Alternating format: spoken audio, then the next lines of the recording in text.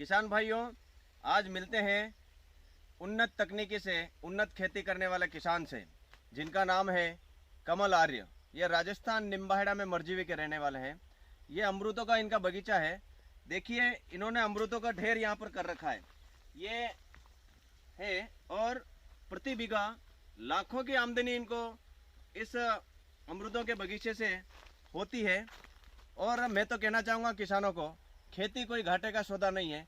पारंपरिक खेती के साथ बागवानी खेती की ओर किसानों को बढ़ना पड़ेगा, तब जाकर के उनको आमदनी अच्छी होगी। और यहाँ देखते हैं किस प्रकार से ये बगीचा है, प्रति बीघा लाखों की आमदनी किसान को होती है। आप भी इस प्रकार की बागवानी खेती की ओर रुझान बढ़ाएं। यूट्यूब चैनल को आप सब्सक्राइब करें और अधिक से अधिक किसानों तक ये जानकारी पहुंचाने का आप काम करें। देखते हैं इस बगीचे की क्या खासियत है। और इधर ये जो है, ये बगीचा पूरा लगा हुआ है और यहाँ पर इनके फल भी आ रहे हैं। इस प्रकार से आप देख सकते हैं। ये देखिए, ये मात्र 4 साल पुराना बगीचा है और एक एक पौधे पर हजारों अमरूद यहाँ पर लगते हैं और किसान को अच्छी आमदनी होती है।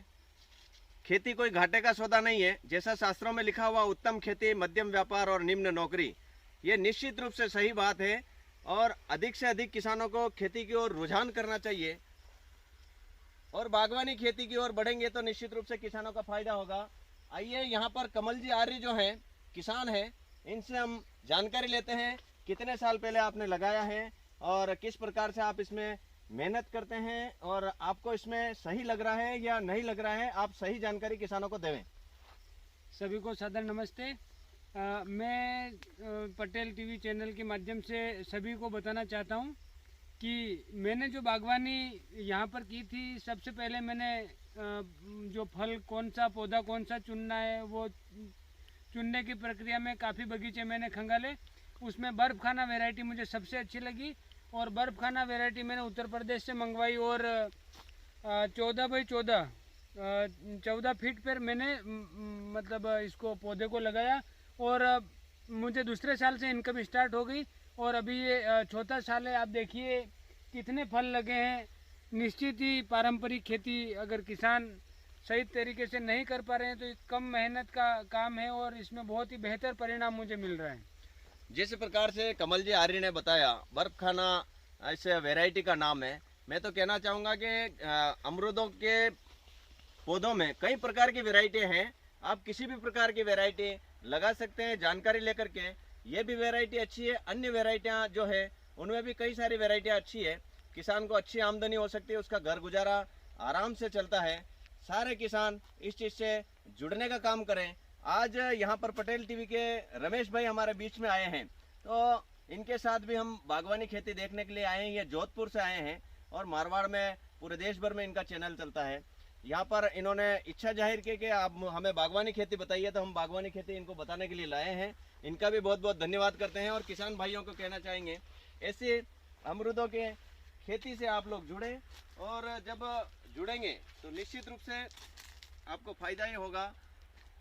बागवानी खेती में संतरे मौसम्बी की खेती भी कर सकते हैं, उसके साथ साथ स्ट्रॉबेरी की खेती भी कर सकते हैं, ड्रैगन फ्रूट भी आप लगा सकते हैं, आंवले की खेती आप इसमें कर सकते हैं, इसमें सीताफल की खेती भी कर सकते हैं। इस प्रकार से इन्होंने बना रखे हैं। ये कैरेट प्रतिदिन कहीं पर नहीं जाना पड़ता है। जो व्यापारी होते हैं वो व्यापारी 4 पहिया वाहन लेकर के, जिसको पिकअप कहते हैं, यहाँ खेत पर आते हैं।